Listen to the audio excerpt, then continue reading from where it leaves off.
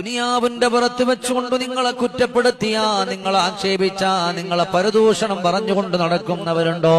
അള്ളാഹുവിന്റെ ഖുർആനിന്റെ ഈ വരായത്ത് നിങ്ങൾ ഓദിക്കോ. ഇന്നാ നഹ്നു നസ്സൽന الذിക്റ വഇന്നാ ലഹു ലഹാഫിളൂൻ. ഈ വരായത്ത് നിങ്ങൾ ഓദിക്കോ. എത്ര വലിയ പരദൂഷണം പറയുന്നവരാണെങ്കിലും അവരെ അള്ളാഹു അതിനുള്ള പാഠം പഠിപ്പിക്കുമല്ലോ. ഇന്നാ നഹ്നു നസ്സൽന الذിക്റ വഇന്നാ